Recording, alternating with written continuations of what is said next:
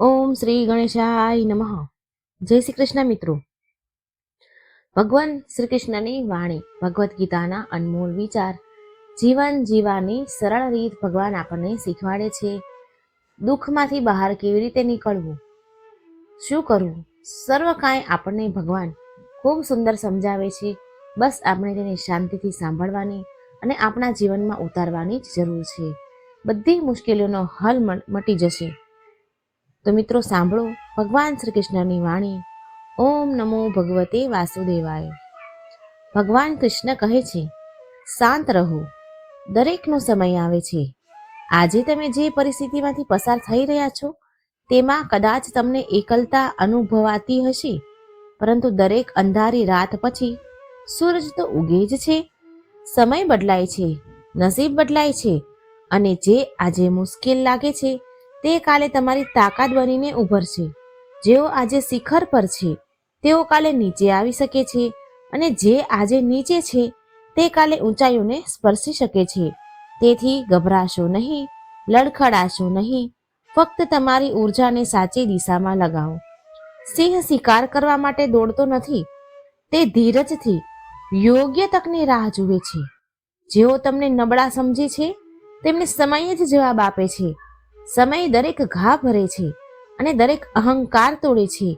તેથી જ્યાં સુધી તમારો સમય ન આવે ત્યાં સુધી ચૂપ રહો, મહેનત કરો, શીખો, આગળ વધો અને તમારી અંદરની આગને બુઝાવવા ન દો, તમારી અંદરની અગ્નિને ઓલવાવા ન દો. જેઓ આજે તમારી મજાક ઉડાવે છે ને તેઓ જ તે કાલે તમારી પ્રશંસા કરશે. દુનિયામાં કોઈ હંમેશા નીચે નથી રહેતું અને કોઈ હંમેશા ઉપર નથી રહેતું. જેઓ સંઘર્ષથી ભાગે છે તેઓ ખોવાઈ જાય છે, અને જેઓ સામનો કરે છે તેઓ જ ઇતિહાસ રચે છે. જ્યારે કોઈ તમને અવગણે છે, જ્યારે કોઈ તમારા સપના પર હસે છે, તો ફક્ત સ્મિત કરો અને તમારા કામમાં લાગેલા રહો. કારણ કે જ્યારે તમારો સમય આવશે ત્યારે ફક્ત તમારો અવાજ જ નહીં, તમારું નામ ગુંજશે. જીવનને તમારી રીતે જીવવાનું શીખો, કારણ કે લોકોની ખુશી માટે જીવતા જીવતા એક દિવસ તમે પોતાને ગુમાવી દેશો. સિંહ જો સર્કસમાં નાચે છે તો એનો અર્થ એ નથી કે એ નબળો થઈ ગયો છે, પરંતુ તેણે પરિસ્થિતિ સાથે સમાધાન કરી લીધું છે. પરંતુ શું તમે પણ સમાધાન કરવા માંગો છો? પોતાની ઓળખ ગુમાવીને, કોઈની અપેક્ષાઓ પ્રમાણે પોતાને ઢાળી નાખીને ભૂલશો નહીં. જેઓ પોતાની શરતો પર જીવે છે તેઓ જ ઇતિહાસ લખે છે.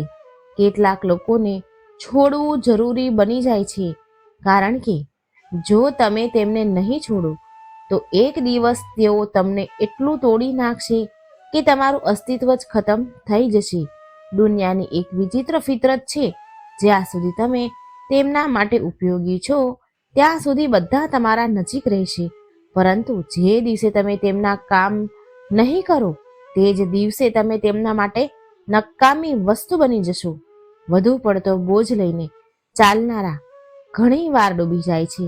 પછી તે બોજ સામાનનો હોય કે અહંકારનો હોય કે નકામા સંબંધોનો. જો કોઈ તમારી સાથે રહેવા નથી જ માંગતું તો પોતાને જ જબરજસ્તીથી તેના જીવનમાં ટકાવી રાખવાની જરૂર નથી.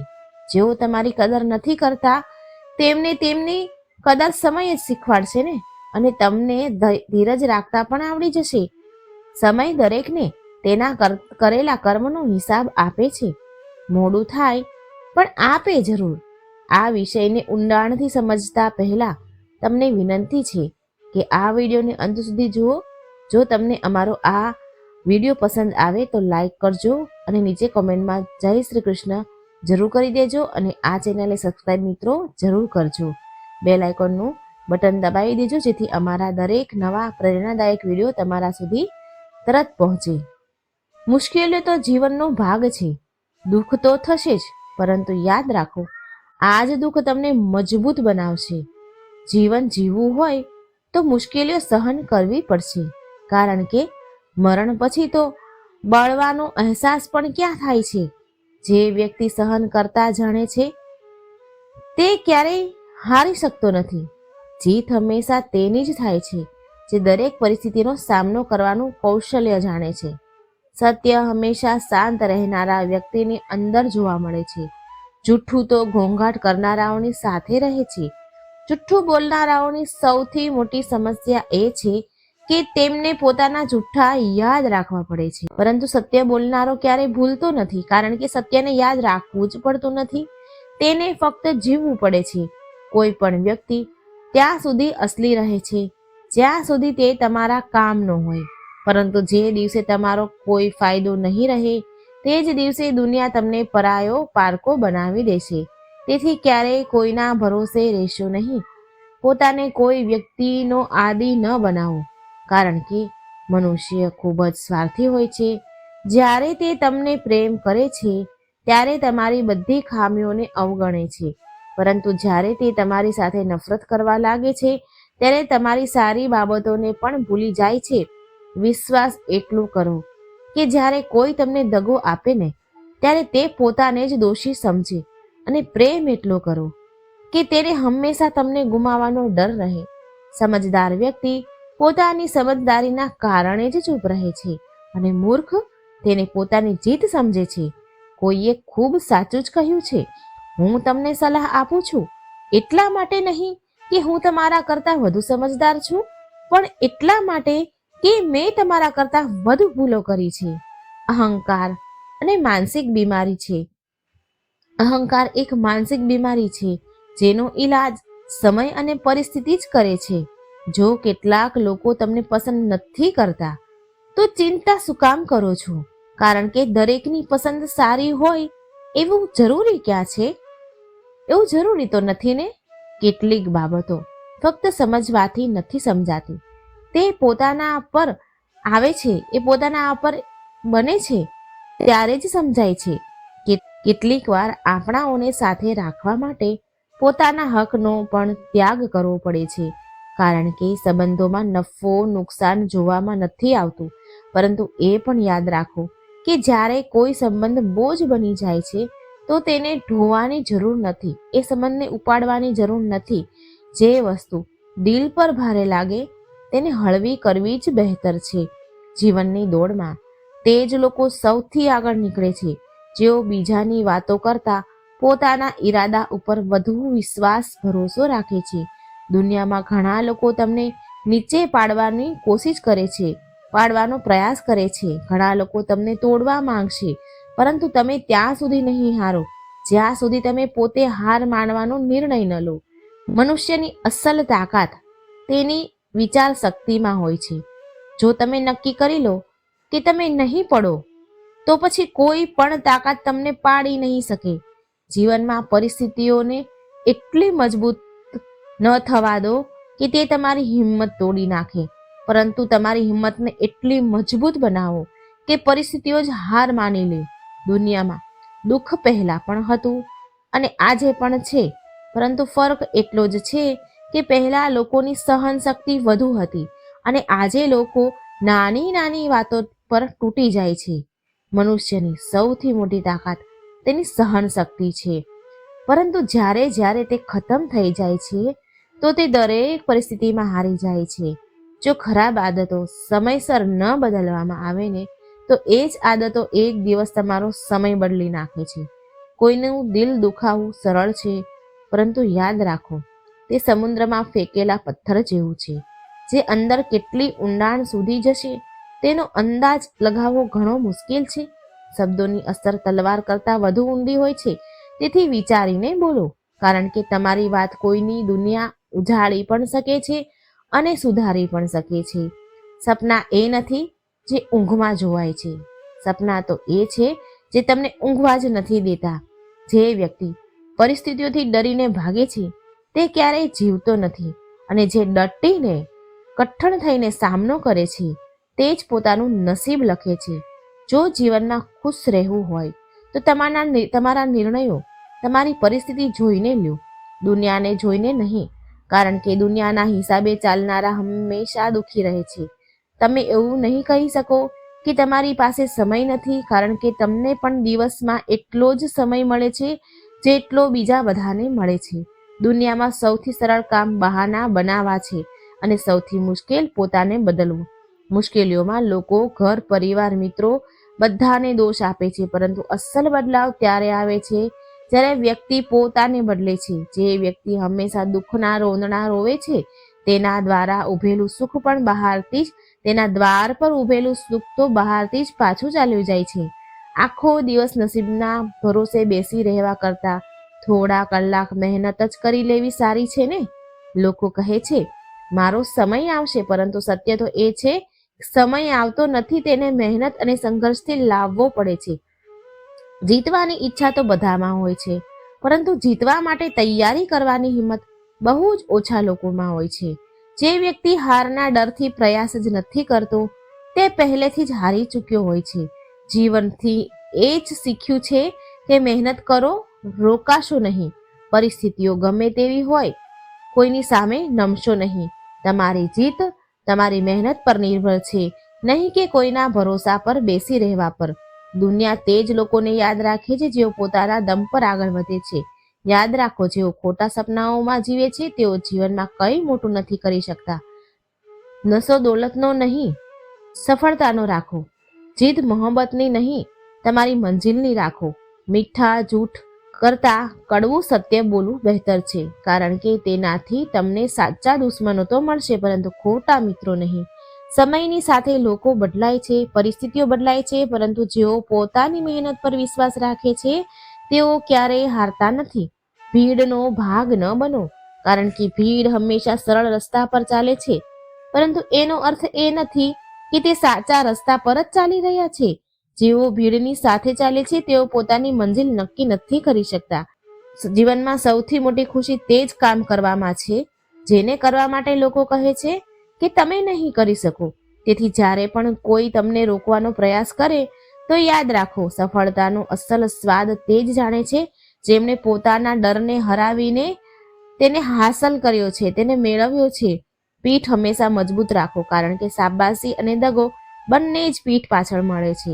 જેઓ તમારી સામે સ્મિત કરે છે, હસે છે, તે જ લોકો પીઠ પાછળ તમારી વિરુદ્ધ પણ બોલે છે. તેથી તમારી તાકાત પર ભરોસો રાખો, લોકોની વાતો પર નહીં. હંમેશા શાંત રહો. જ્યાં બે કોડીના લોકો પોતાની ખોટી શાનના ગુણગાન ગાય છે, કારણ કે જેઓ સાચે જ કાબિલ છે તેમને પોતાની કાબિલિયતનો ઢંઢેરો પીટવાની જરૂર જ નથી. દુનિયાની કોઈ પણ સમસ્યા તમારા સાહસથી મોટી નથી. એવો કોઈ વ્યક્તિ નથી જેને જીવનમાં સમસ્યાઓ ન હોય. ફરક એટલો જ હોય છે, કેટલાક લોકો સમસ્યાઓને પોતાની નબળાઈ બનાવી લે છે અને કેટલાક લોકો તે જ સમસ્યાઓને સીડી બનાવીને આગળ વધે છે. જો મંજિલ ઊંચી છે તો રસ્તા પણ કઠણ જ હશે, પરંતુ દરેક ઊંચી મંજિલ પગની નીચેથી જ પસાર થાય છે. જો નિખરવું હોય તો પહેલા બિખરવું પણ પડે છે. બિખરવાનું શીખો. સંઘર્ષનો સમય સૌથી કઠણ હોય છે, પરંતુ આ જ સમય સૌથી વધુ શીખવે છે. જ્યારે પણ તમે પડો છો તો પોતાને એ ન કહો કે હું હારી ગયો, પરંતુ એ કહો કે હું નવું શીખીને ઊભો થઈ રહ્યો છું.